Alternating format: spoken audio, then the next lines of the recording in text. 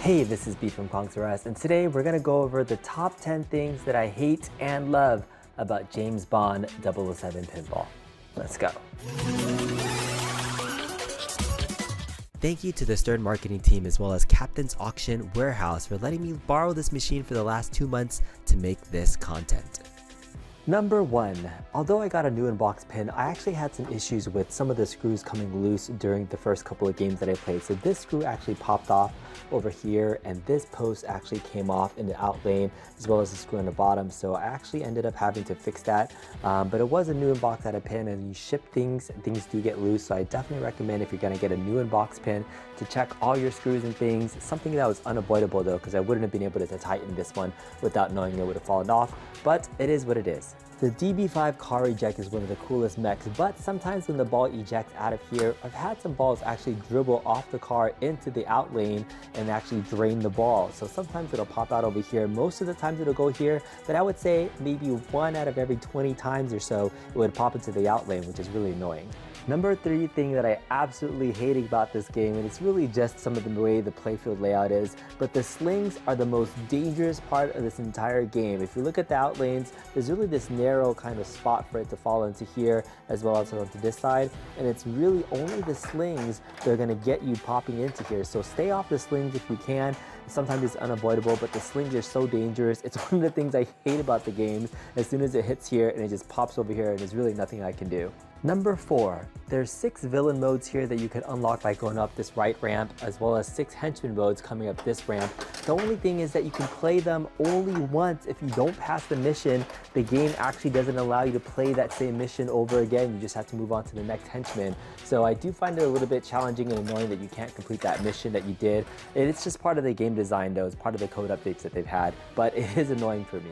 Number 5, this is just a cosmetic gripe here, that the Backglass doesn't actually say James Bond or 007 on it. It says you only live twice, which is part of the movie artwork. On the side you see James Bond there with the 007, and on the left side of the cabinet you have the you only live twice graphic there. On the right side of the cabinet you see the other 5 movies that are featured there.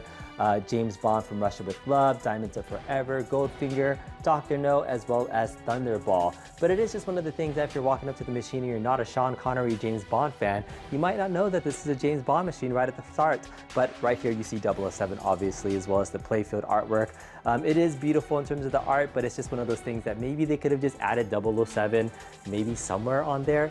Small minor gripe. Alright, now let's move on to things that I do like about this cabinet. Number 6. This is an extremely challenging layout. I would say while it is tough to play, it is one of those harder games that I've played that every shot really counts. There's no easy shots in my opinion in this game that is just money shots. The easiest shot you might get is this lock shot right up the middle, or maybe hitting this target right at the top. But this is a dangerous shot that actually drains easily. You have to be able to consistently get into the scoop here right off the right flipper to be able to hit this back area and plop it into the the Thunderball underwater scuba scene, as well as getting to the DB5 here consistently off the left flipper. So these 2 shots, you need to be consistent being, shooting off the edge of the flippers, which is pretty hard to do. Even getting the ramps consistently, this might be an easy shot to hit, but getting this ramp over here off of this left flipper, this is really difficult to get up there consistently.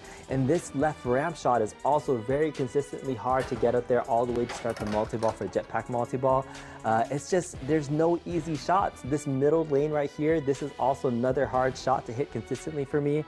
It's a very challenging layout, so I actually really like it. It's something that I hated at first when I was first reviewing the game, but hey, it's made me a better pinball player, so the layout is something that I have enjoyed to start playing compared to my other pins. Number 7, the code is finally complete. They're finally on the 1.0 code of James Bond. Over a year later, they finally released the final modes for this game, which means it is now officially complete, and they'll just be adding more tweaks to it later on. They've added the final wizard modes. Some of the coolest, latest things that they did as they added code to it. All the villains, all the henchmen modes work, but when you light up the high stakes mode, this now becomes kind of your mystery game that, you know, once you hit that, it actually moves and progresses the game a little bit further. So I do like that. I really like the missile shots to be able to get the Martini shots and things like that. So the code updates from this game from the beginning, it's released to now, have really improved the gameplay. It's one of those games where early code kind of made it a little bit meh because the shots were hard and it wasn't progressing really well. But now you can play all the villains, you can play the henchmen, you get multiplayers. It's really fun to play. So the code updates have been fantastic. All right, this is something really cool. This is called James Bond Multi-Ball. So this is a special mode once you light up all the Spectre lights. And you get 2 balls on the time mode to be able to shoot all the teal shots. So let's see if we can do it. Couldn't get it. Was on the final shot. Really tough. Number 8. So somewhere during the code releases, they actually added something called missile shots. When you start the game, you start off with 1 missile shot, and this allows you to use the action button to hit the highest point on the actual playfield at the time. It spots you with shots, but if you hold down the left flipper, you can do a skill shot where if you hit one of these purple shots as one of your first shots, it gives you some bonus points as well as an extra missile. I really like the little plunger there to be able to use the left flipper to start a skill shot there. It gives you a different variety of options. You could also score an extra missile shot by doing something called a Martini shot. If you hit it off of this left flipper and it goes up this ramp and falls back down, it kind of makes the shape of a martini. Or if you go up this way and it falls down, you get an extra missile shot. So I love that they added the Martini shot onto here to get extra missiles, and it just helps you with the gameplay to be able to play and beat the modes that you play. Super fun feature. Number 9, I do like the mechs on this game, especially the premium version has the DB5 car here. This is actually featured on all 3 versions of the game, but it's a scoop that pops up. It's super fun to be able to see this in action. There's such detail on the car all the way around.